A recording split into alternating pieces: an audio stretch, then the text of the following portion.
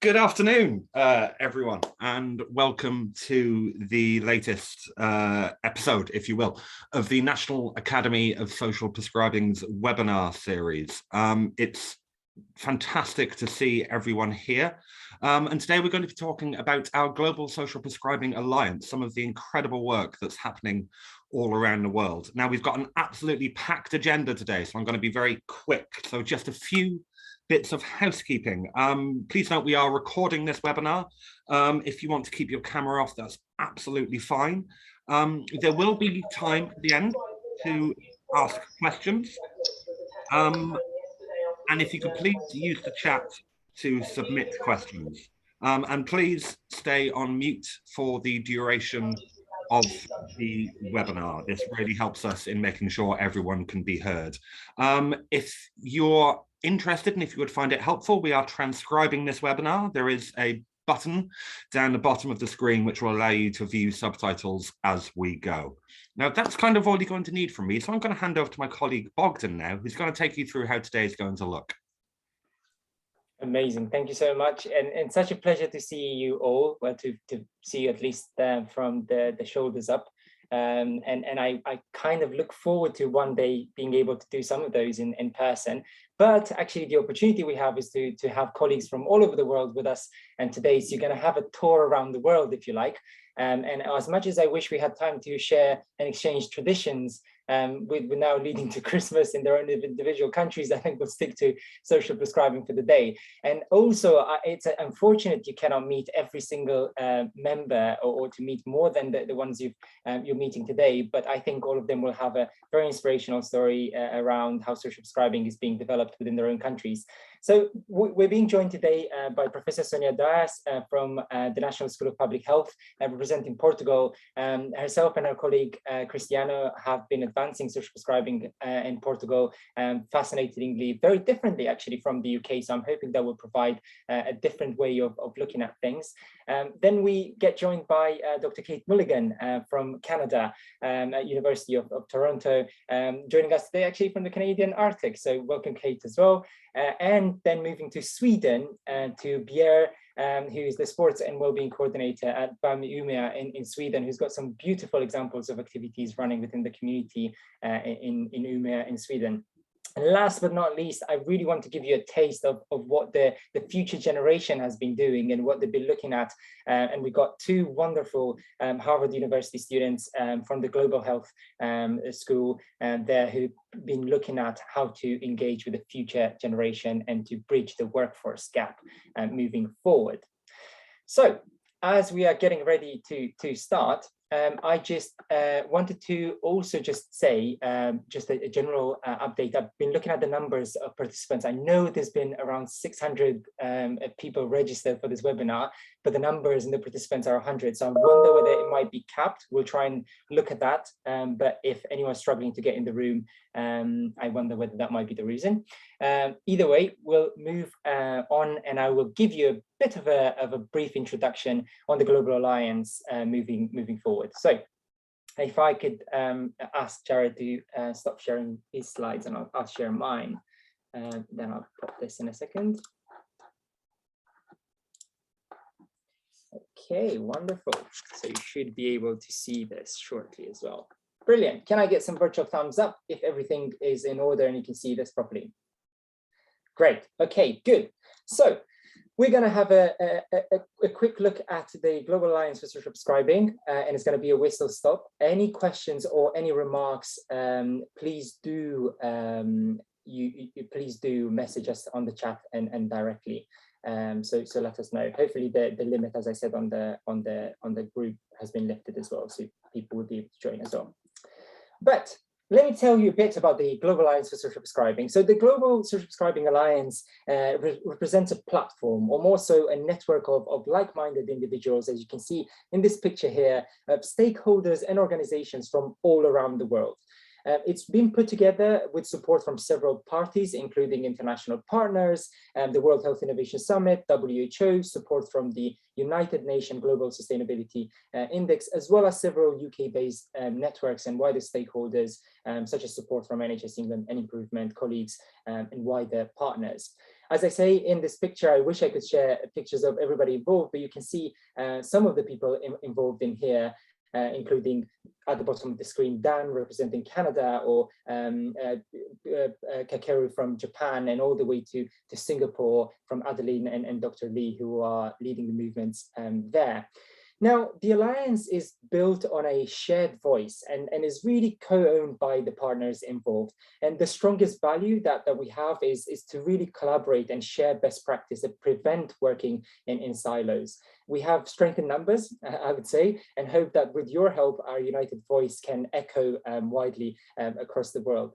It's a group of idealists, I would say, or a group of dreamers, if you like, that hope that together they can really ignite and bring forward change for a more sustainable future. Not because it's a nice thing to have empowered and activated individuals and thriving communities, but because it's not because it's a good thing to really tackle health inequalities and social determinants of health, but really because in a few years' time we know it will no longer be feasible, given the huge burden placed on the voluntary sector and the local communities and the workforce gaps and the healthcare systems around the world. Because to us and to these individuals that you see, both in this picture, but also behind the scenes, social prescribing is more than a model. Beyond policy, social prescribing is, and beyond the structure and the so-called model of social prescribing that I guess we have built locally within the UK with a link worker, I think we all recognize that social prescribing is, beyond all, a true social movement. A movement, I guess, that provides hope for reshaping the way in which we see and deliver healthcare, not only within the UK, but as we are going to share today, beyond its borders and across the world.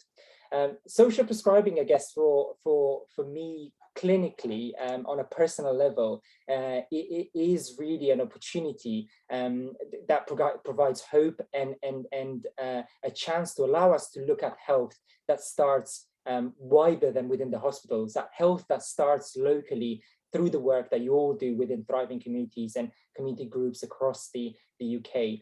Health shouldn't start within the hospitals, it should start in our homes, it should start within our communities. And I think that's what we understand now with the movement of social prescribing that's being built across the world. And whether we call them link workers or whether we call them something else, I think the general idea behind is the same, and it's the same principle of allowing people to be listened and to cater for their psychosocial needs, as well as not just their biomedical needs as well. And I guess for this reason, we hope to share learning with colleagues across the world and to look for gaps within local communities and to support build the infrastructure where needed, and to potentially look for ways in which we can bring more funding and help thriving communities even further as well. One of the core values that I've just shared in an earlier slide in here, which we're very kind of proud of and very big on, is to collaborate and not compete. I think it's important to realize that we all have our differences, but beyond all, that united and unified branding, flying the flag of social prescribing, will give us the power to push forward this social movement or revolution, whatever you'd like to call it as well. On a practical note as well, just a few notes around the work streams that are being developed that hopefully you'll all be able to contribute to in the future. We're currently building a digital platform. We're building a membership currently where people will be able to access a library of resources, but also the opportunity to engage with one another and share those resources, share the models of social prescribing from countries around the world, and forums where they can open conversations up.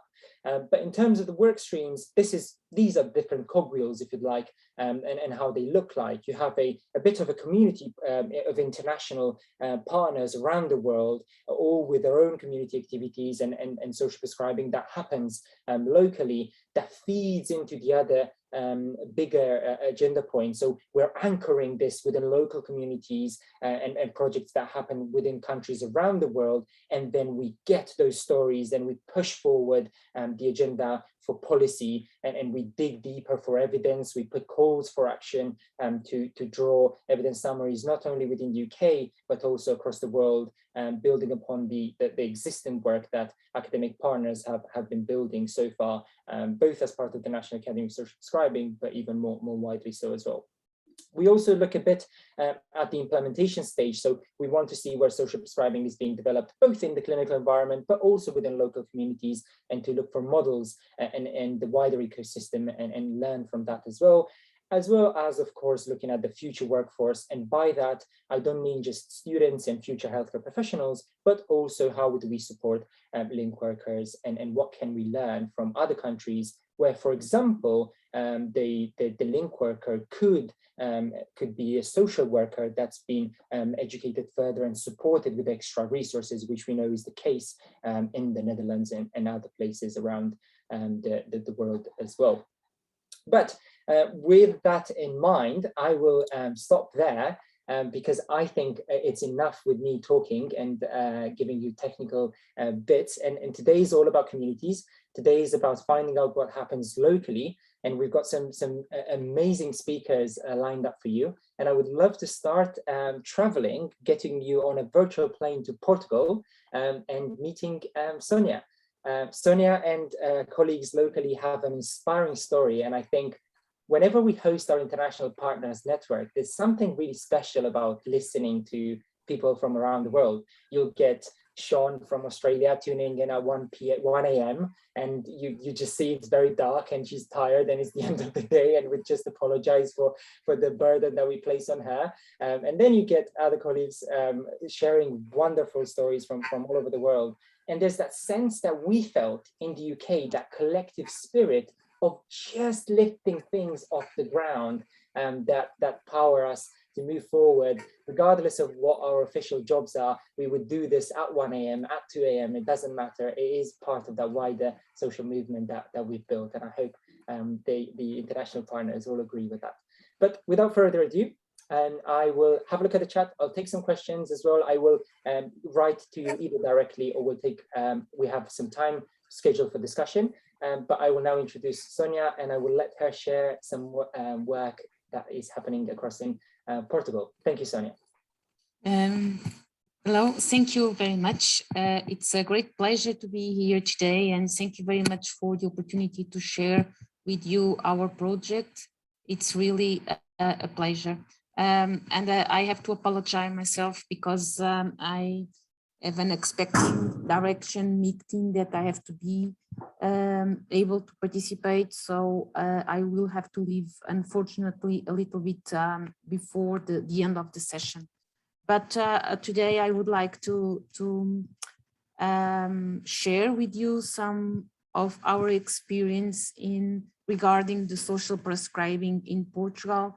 And I'm going in the very limited time that I have to talk about a little bit our history, the achievements that we have made, but I would like also to share with you some lessons and challenge, and inspired of what Bogan has mentioned.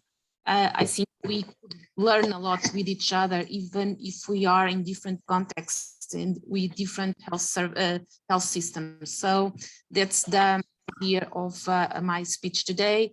And indeed, I'm representing the group of social prescribing with Cristiano, that was the doctor initially and very motivated, and Luis, that it's a PhD student that is also working with us in the project. So just to give you an overview regarding the context of social prescribing in Lisbon and in Portugal, and it can be quite different from some of the experience in UK, is that we are based on health service units. Because we have social workers working in the health units, our link worker is mainly social workers. And I can explain you this because it started, the pilot study, it started as a dream of a doctor, Cristiano, that imagined that he could work in a different way. So we convinced a social worker of his health unit, and they started together this project. And it was increasing and increasing interest. And from the beginning, they invited me as academic. I'm a professor at National School of Public Health to be part of the project and try to collaborate in terms of trying to understand the process evaluation and the implementation and what works and what was the challenge. So this is the context of the beginning of the project.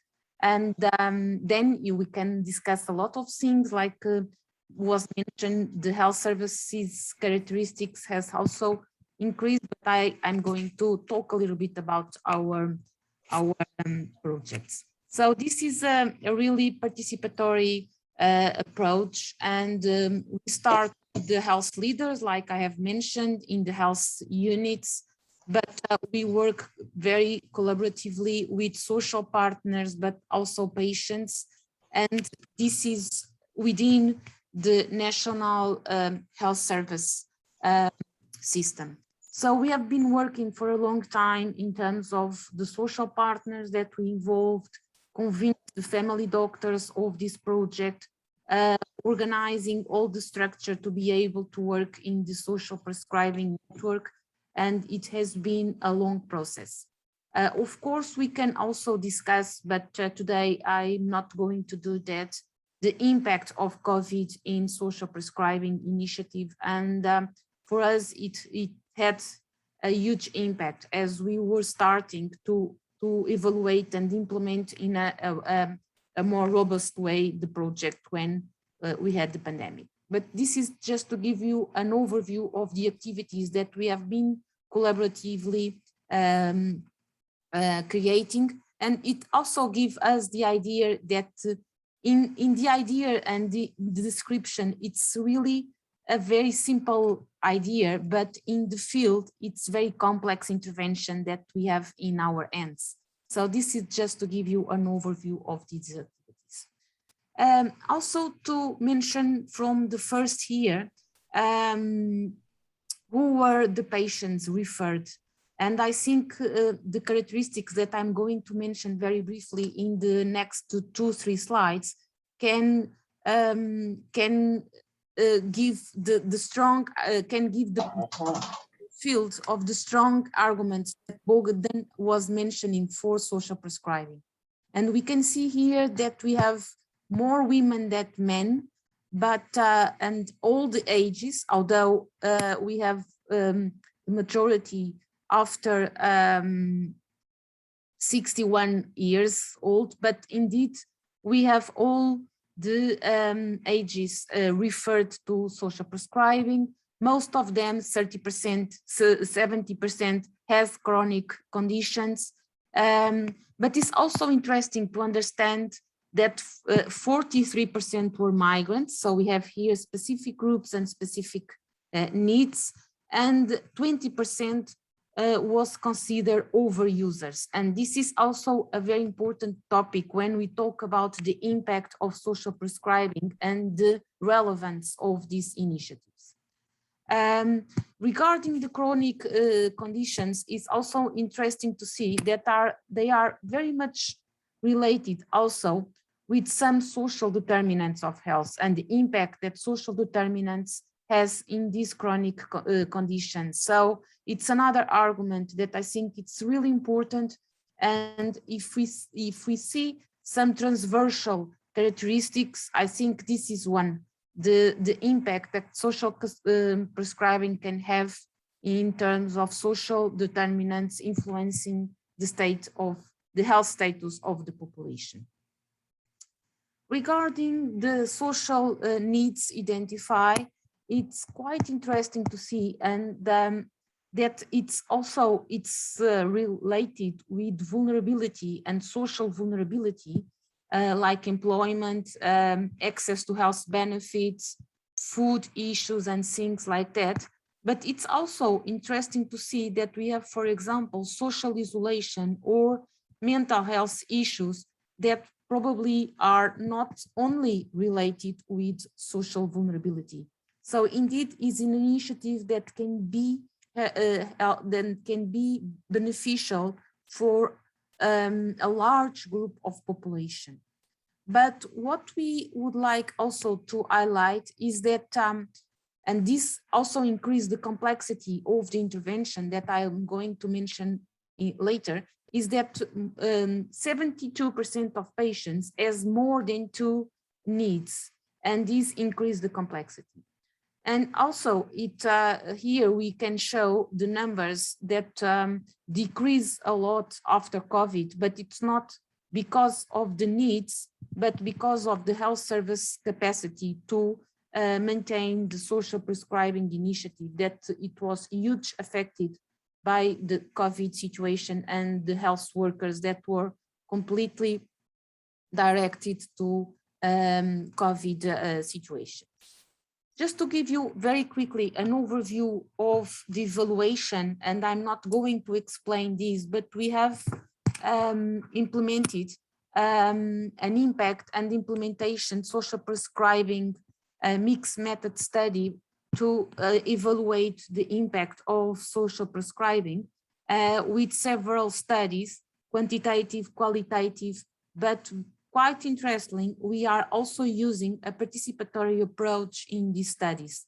So we really want to understand the impact, not only at the patient's level, but also in terms of what was the changes in health professionals, in health units, but the intersection between the social and health sector, that it's quite difficult, at least in our context. So if you are interested on this, I can then share the paper, or you have here the reference of this paper. So just to give you a very briefly overview of the challenge that we are facing now. So like I mentioned, when we see the reasons why people are referred, we see structural and complex health needs. So like poverty or economic deprivation, but we can see also other issues. So it's when we study, for example, impact, it can be challenged.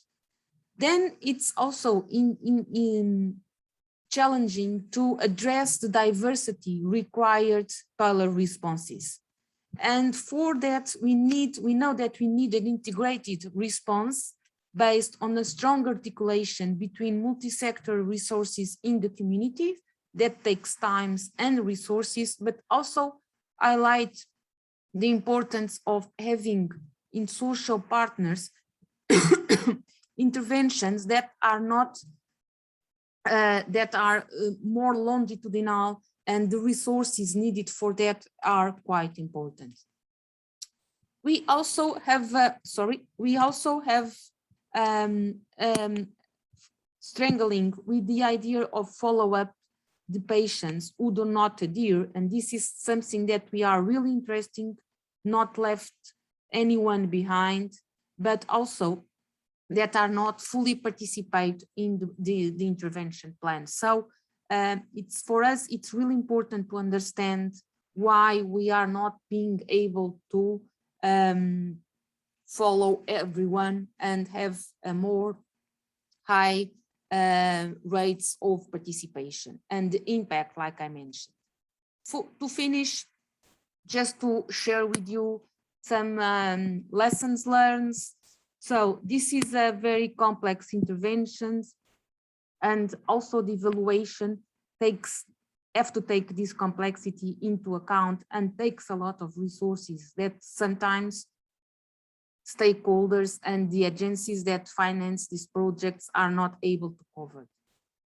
Then it also gives us an input for intersectoral intervention, and we know how it's difficult to have robust intersectoral interventions, and for this it's also important to have realistic evaluations, but also the involvement of all stakeholders in all phases of the project. And I think it's also very interesting, from at least my point, that social prescribing has been a very good way of showing how academia can be linked with health professionals and the projects in the field, and how interventions and studies can be conducted to improve the interventions and policies. So how can we create evidence that can be useful in the field to change the social and the health profile of people? And this, for me as academic, it has been very challenging, but also very enthusiastic, as they also show and push us to give a different way of doing research. Thank you very much. Thank you so much, Sonia, and thank you also for being here. And certainly some great points in there around the journey that you've been part of, especially with how this started as well with Cristiano in primary care as well. And I know he's had some interesting stories as well, but also a great glimpse looking at the evaluation side, which I know is very interesting and important to many of us, and how do we advance that further. So thank you for that perspective too. Next stop, and I know Sonia, you will need to run. So anyone who's got questions for Sonia, we will take those questions and consider them during the discussion, but I will also forward them directly to Sonia via email. So Sonia, thank you for kindly being here. And thank you very much. It was a real pleasure for me. Thank you. Bye-bye. Thank you. Thank you very much, Sonia. And for those of you who've been kept outside of the meeting, I do apologize once again. I think there has been an IT glitch.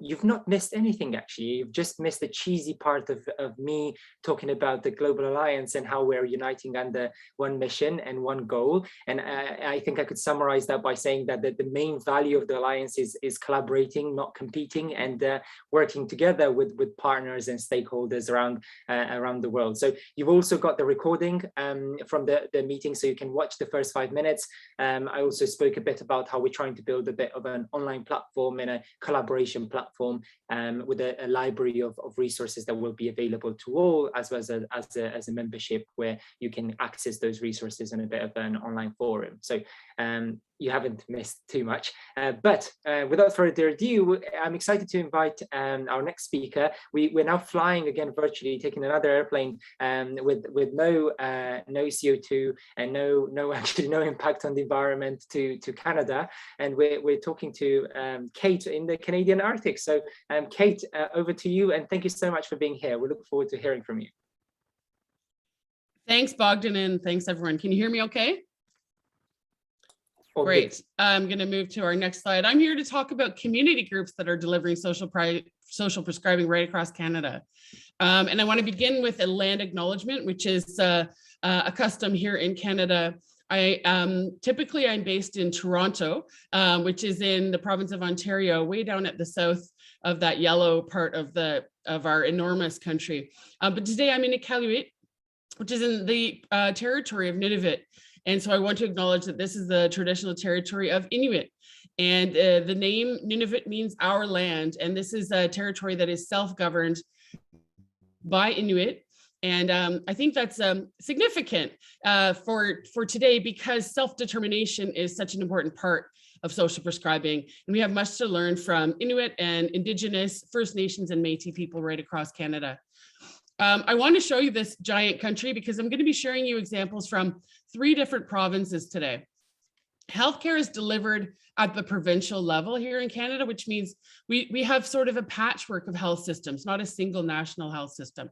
So each province has independently, there have been community groups developing and delivering social prescribing right around the same time, very much inspired by the work that's happening in the UK and around the world.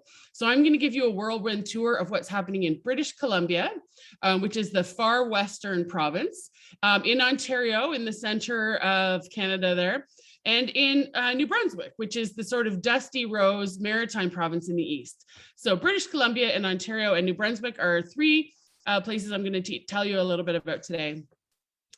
So in British Columbia, the United Way started up doing social prescribing starting in 2019.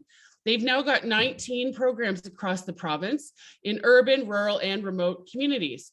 And what they do is they hire community-based organizations to hire a link worker, or what they're calling a community connector. So the money doesn't go to the health system per se, but it goes to the community organizations themselves. And the focus of these projects is seniors' well-being, so for older adults, but also improving the links between community resources, regional health authorities, and primary care. And stay tuned, because the evaluation of this component of the project will be complete in June. So we'll be able to learn even more about what they're doing in British Columbia. In Ontario, there were two parallel projects that were underway that continue to proceed today. One that I was involved with is called Prescription Community. It involved community health centers whose role it is to be a community organization serving the most marginalized communities and advancing health equity by and for these communities who govern themselves and decide on the priorities of these centers themselves. So they offer health promotion and community development services within their primary care service. So the project on social prescribing there really focused on loneliness and social isolation and managed to reduce loneliness by 49%, improve pathways to social supports, really focused on health inequities in particular. And it also served to improve teamwork and the measurement of how we were doing. At the same time, there was a project in family health teams, which are similar models of primary care, but a little more clinically focused with not so much health promotion and community development work. So they started on a project called Health Tapestry that, instead of relying on resources within their organizations, branched out to additional community organizations throughout the community using volunteers as their community connectors. They developed screening apps that volunteers could use on tablets and go into people's homes and work with them to help identify their own goals and self-determine how they were going to reach those goals. And they really learned as teams how important those relationships were and how much more the volunteers could learn about what people really want, what people really need, what matters to them through the volunteers rather than through just clinical encounters. In New Brunswick, there's a newer project called Connection New Brunswick that's being run by the Canadian Red Cross, who have increased their focus on community health and well-being in Canada, particularly during the pandemic.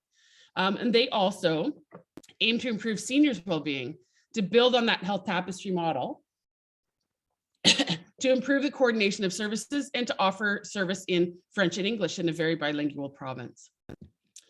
So right across the country, we're building a pan-Canadian network. Excuse me. We're bringing people together.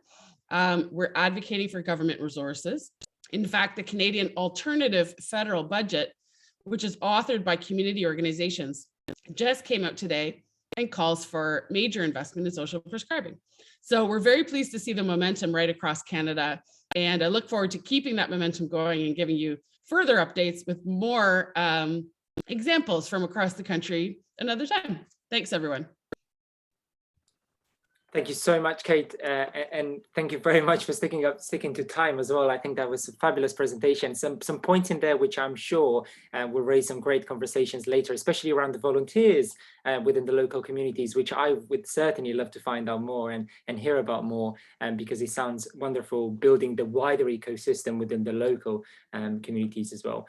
So thank you so much, Kate. We'll save questions for the discussion points. So do also put them out in the chat if you have any questions for now, and we will save them for the discussion points shortly. But taking another plane now and moving to Sweden, where we have a great contact.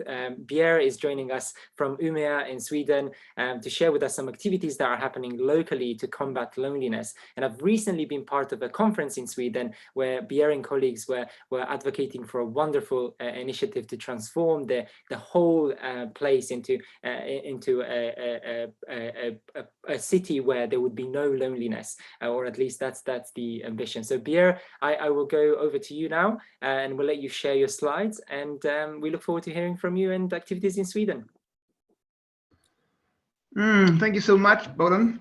So I'm not very technical, so I see if I can share my slideshow here. Let's keep our fingers crossed. Perfect. You've done it brilliantly, Pierre. It worked. That was a good start. So I suppose I'm one of these community link workers. I'm a volunteer, and I've been working for voluntarily for this organization then in Umeå for the past 6 years. So what you see here is then in Umeå. Then Umeå means friend in Umeå, and Umeå is a town of 130,000 people situated in the north of Sweden. And you can see our motto: we create connections, relations, and friendship between people from different countries, from all countries. The host asked you to start. Sorry, Björn, I think you turned off your camera. Apologies. There we go. You're back on. Brilliant. Sorry, carry on. I'm back on. Okay, I was talking about this motto. Can you see that together we make the city of Umeå more open and the world friendlier? So it started off as an integration organization. And we've been doing this for 10 years. It started off with members from the local church, the Red Cross, Save the Children, YMCA. And we created a flexible network. And we wanted to unite people by doing what we wanted to do, and then inviting people and having fun and getting people to know each other and getting us to know people at the same time. So we are very flexible. And back in 2019, we had 13,500 participant activities. I mean, some people doing more than one activity a week.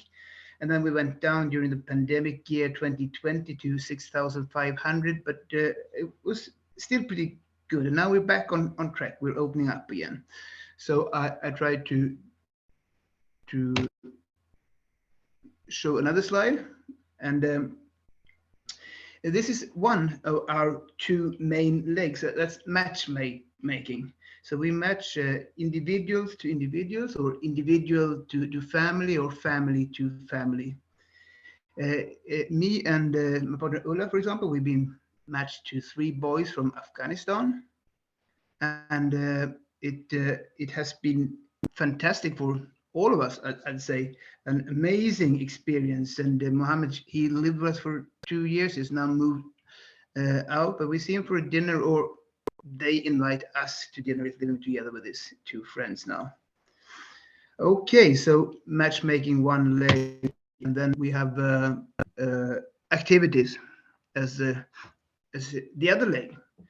So as you can see here, we have a choir, walk and talk, different sports, and 4 different language cafes. Monday, Tuesday, Thursday, and Sunday night we invite people. And on a Monday night we also have homework service, where there are 10, 12 volunteers helping out with homework in Swedish, maths, healthcare, you name it.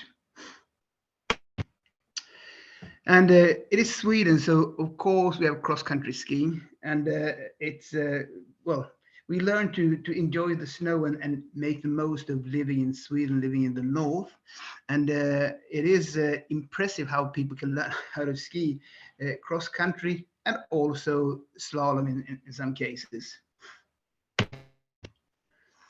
And in the holidays we organize youth camps, so we educate, we train leaders, and then they plan and lead the camp. It's important to, especially for the immigrants, to have something to do during the holidays. So that's beneficial. And we like excursions. We enjoy nature. We go to beautiful places. We move around, we walk and talk, we sit down and just relax, and sometimes we have a barbecue. And there you see a Swedish elk on one picture. So what more? Well, of course, hiking in the mountains. So we've been up to the mountains. We still live like 350 km away, so there is a bit of organizing. But moving around in the mountains, sleeping out in the summertime, sleeping in a tent or a hut is a good experience. Another popular activity that unites is cooking. Cooking, where we, share cultures. We cook dinners, desserts, and we also bake the popular Swedish fika, sweet bread, to go along with coffee or tea. And once a year, we have this excursion to a local village where we learn to dance folk dance and also herd sheep, which is a popular adventure. So, looking a bit into the future. So we have our vision here. What if Umeå was known as the city where everyone matters to one another, where everyone has someone to talk to, where everyone has a sense of belonging, a city without loneliness, a model for other cities.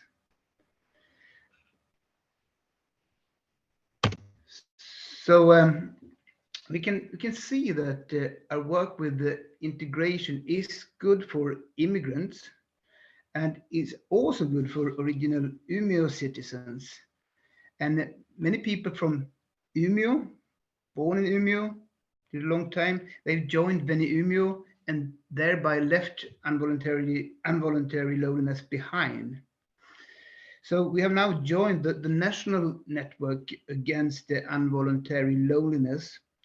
And during this year, we also had a lot of contact with From, Mendip, with Jenny and the others down there, and we got enormous inspiration from Let's Connect. So we wish now that we can continue to learn and, if possible, inspire others. Thank you for your attention. Thank you so much, Bia. Another great example of what happens locally. And I think we now are on your list to go cross-country skiing and just to visit one day to join the activities with you as well. But it's again fantastic to see the volunteer workforce in there and the activities that happen locally. So thank you so much for sharing that. And I know it's very much driven via primary care in Sweden as well, and the house doctors who facilitate the referrals and getting people into the local activities. So thank you so much for being here. We'll again get some questions during the discussion points as well, and we'll hold these for now. But we'll move further away now, and we're traveling all the way to the US currently, where I think you really need to meet some extraordinary students who have been putting together some work that looks at the empowerment of the future generation, and also looking at how do we change that mindset and the culture amongst the future healthcare professionals of tomorrow, but also looking at how students may be able to play a role within the local communities too. So without further ado, I'll introduce Rachel and Sonia, two wonderful Harvard University students who have had the pleasure to have as part of an internship over the summer. Over to you, Rachel and Sonia. Hello, good morning. Hi. Can everyone see the screen? Lovely. Okay. So thank you for the introduction, Bogdan. I'm Rachel. I'm Sonia. And today we're going to talk to you about the work we did over the summer as interns, but also continue to do to try and engage students in the social prescribing movement around the world. So we've seen from the speakers that have just presented so wonderfully all this activity surrounding social prescribing, and Rachel and I wanted to highlight also the work that students have been doing to promote social prescribing. We were working last summer with the UK Social Prescribing Student Champions team, and this has sort of outposts at nearly all the medical schools across the UK. And students at those schools work to promote social prescribing into their curricula, to raise awareness about social prescribing for the next generation of healthcare workers that they will be working alongside, and to really overall kind of change the mentality surrounding how care is delivered. These programs have sort of been popping up in other parts of the world too. So Japan has, and Australia and numerous other places have sort of students coming together to promote social prescribing. And students have the potential to really change this from the ground up in a way that Rachel and I were sort of hoping to tap into. this summer. So Rachel, you want to switch to the next one? Mhm. What Rachel and I were doing this summer was working on a student framework which can be broadly applicable to students at many different schools, whether it's a medical school or a nursing school or any other allied health profession in countries around the world. We sort of set this up as a companion guide to the Social Prescribing Alliance playbook, which was published a little bit earlier and is designed for general stakeholders and people interested in starting social prescribing movements. So this will be launched later in the month, which we're really excited about. Rachel will speak a little bit more about just sort of the basics of that framework. Right, so as Sanya mentioned, this is just the sneak peek. If you're still interested, it'll be dropping and launching in full in about 2 weeks.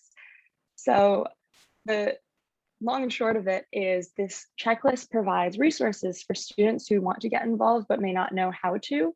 And the workflow is essentially to get students really familiar with the concepts and the model of social prescribing and how it might fit in their country, and then kind of guides them through identifying peers and professors and community groups that are local and suit their community to really build a platform so that when they reach out to the endless resources from the student scheme in the UK to build up an introductory webinar, they're really ready to accept and take on a lot more people who would be interested in building this movement with them. So what comes next for us is we're trying to apply it in a sense in America by building a student movement out of Harvard. And what that looks like from the very baby steps is trying to find organizations at Harvard and student groups that already practice the principles of social prescribing and whose missions align. So for us, that looks like reaching out to the student organization that already goes into nursing homes to play music, or the student group that already writes and publishes children's books with chronically ill children in hospitals near us. And ultimately, we're trying to get the next generation of healthcare workers to really engage with and be integrated with physicians and clinicians on the ground now who are interested in implementing social prescribing, but also going out into communities and identifying those community health workers and those volunteer organizations that will be so valuable and so integral in a larger social prescribing scheme, so that as they grow into their roles as the next generation of healthcare workers, they already have those relationships and that understanding that our healthcare system cannot be siloed and we need to be united in creating better patient outcomes. And as we do this, we're looking at what community health and social work models really work already that we can build on, and how do we make this accessible and equitable. So Rachel and I would be here all day if we sought to thank by name every person who is sort of involved in this process. Really people from around the world, as Bogdan's sort of tour of different countries has demonstrated, but so much gratitude toward everyone who is helping in this. And if you're interested in sort of thinking more about how to incorporate students into your work, into projects that you're engaged in, definitely feel free to reach out to either Rachel or myself. Our emails are on the screen. So thank you so much. Thank you very much, both of you, and fantastic work once again that's happening across the world in the realm of students. And the scheme has also been open to allied healthcare professionals, which is very encouraging to see now as well. So as we are slowly running out of time as well, I think we must take some questions now, and it would be lovely to hear some comments and some thoughts from you all as well. It would be wonderful to see some more on the chat. There's been some great discussions and conversations around on the chat. So I've seen great links and people networking. So please keep doing that at the same time. But I've got a question that I've seen earlier on the chat, which I think personally, even I would also be interested to hear more. And I think it was directed to Kate. And it was around the volunteers supporting the understanding and engaging with communities and individuals to understand what matters to them. Somebody was asking a few more insights in that sphere and whether you have any advice based on what you've seen, Kate, in that area. Yes, great question. There are some academic publications from the Health Tapestry Project that can give you a little bit more insight into how they did it and what they learned. Yeah, I mean, so the volunteers for that project came via the Canadian Red Cross, which already has a strong way to work with volunteers. And so they received a great deal of training and support to do this work because especially even just using the app, they were asking some deeply personal questions, but in a volunteer relationship, not in a clinical relationship. So it took time and a bit of experience for them to be able to do that in a way that felt safe and effective. But what they found, the clinicians found that they were a bit surprised at how much the volunteers could learn, about how much people would disclose to a peer that they might not disclose to their clinicians. So that was one of the most important lessons that we're going to continue trying to learn from and build on. And we're also trying to learn from some of the research that shows how healthy giving back is. It's a key component of self-determination. It's very good for the volunteers themselves. And so as we do more research about this going forward, we're going to be trying to learn a lot more about what that volunteer role is, what it should look like, and how people who are going through social prescribing pathways can go on to become volunteers themselves. That's something we've seen in several of the projects as well. So it's very promising as a model that helps to tap pre-existing community capacity. We know communities can do this. Brilliant. Thank you so much, Kate. And I think it's very, very interesting as patients, or I think we should even call them individuals really from now on, but how they get more activated. And once we know we measure the activation level and how they, once they've gone through the process themselves, they then feel like giving back and also supporting others themselves. So there's wider conversations about, patient involvement groups or individuals supporting other individuals and patients as leaders that taps a bit into that wider ecosystem. And I know Pierre also mentioned a bit the FROM model, where you talk a bit about cab drivers, you talk about a wider force within the voluntary care sector that's being trained to for example, spot mental disease or support with that locally as well. And I think that would be a brilliant direction to head into. So thank you for that, Kate. There is a question in there around the students as well and how that might support with the volunteer workforce. And I think that I will pose that to Rachel and Sonia, and whether, what can students do locally? Can students support with their volunteer workforce? Absolutely. I think one thing that Rachel and I have sort of experienced in looking at kind of the situation at Harvard is that there are already so many students who are engaged in social prescribing like work. As Rachel mentioned, there are students who are going into nursing homes to play music. There are students who work with patients who have had traumatic brain injuries. There are a number of kind of student interest groups that can be united, I think, in ways that really promote the principles of social prescribing, even if they're not yet thinking about their work as being along the lines of something that is social prescribing. So there's definitely a lot of work that can be done to sort of raise awareness for the fact that this is ongoing and it can be developed into something more coherent and really influential. I don't know if you want to add anything, Rachel. You basically covered it. I think there's already a drive because we know that volunteering is good for students. There's kind of a selfish motive to do it because it's good for you and it's also good for other people. And so I think there's a major selling point for students to really get involved, and that especially near universities, there are a ton of student organizations and charities and volunteer work that students can not only be advocates for social prescribing in a larger sense, they can be part of the volunteer workforce to power those volunteer groups. Thank you both. And I can see there's lots of discussion developing even further from there. And also a question from Jovita that was just saying, volunteering, even not just for students, but younger people in general in the community who may run groups that will be beneficial to communities locally as well. And then a great point from Nicholas. And Nick, thank you so much for joining us. And I think the Student Champion Program wouldn't exist without the NHSE team, and similar with the global work. So we're very grateful for the support there. But I think there's a strong point there from both you, Jovita, and Nick around building the wider ecosystem around younger people feeling that they could contribute, and changing again those cultures and the mindset that we've built around the sick care model, and that idea that healthcare is not, or well, it is at the moment, but shouldn't be delivered in a hospital.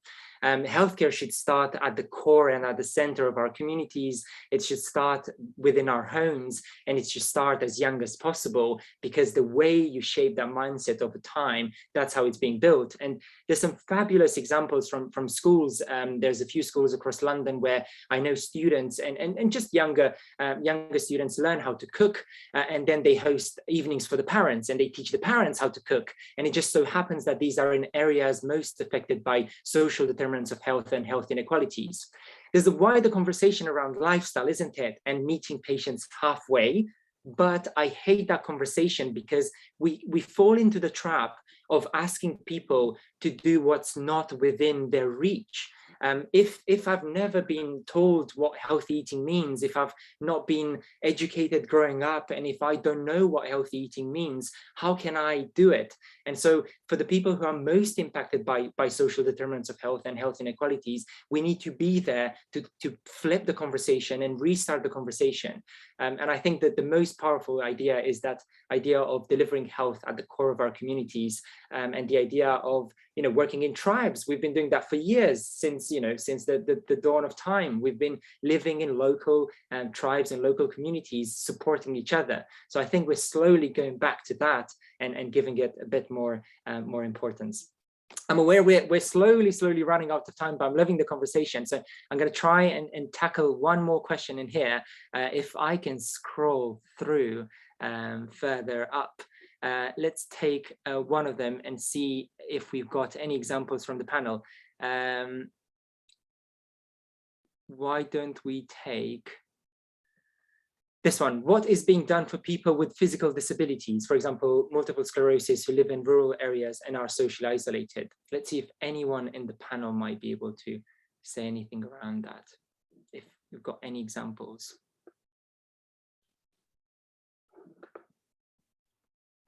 Well, I'll jump in. Here in Canada, I think one of the most significant barriers to accessing social services, social connection, and health services is transportation. So in urban areas and in rural areas, but particularly in rural and remote areas where there may be no public transportation and maybe even no private transportation, no taxi service or anything. So a big part of social prescribing in those communities has been communities self-organizing to arrange transportation or to arrange support for virtual access to services. That's become more normalized during COVID-19. So it might mean access to digital devices. It might mean certain kinds of training and how to use those devices. And how to think critically about being online. So those are some of the supports and services that communities are beginning to self-organize to make sure that that inclusion is there for people who are facing mobility challenges in particular.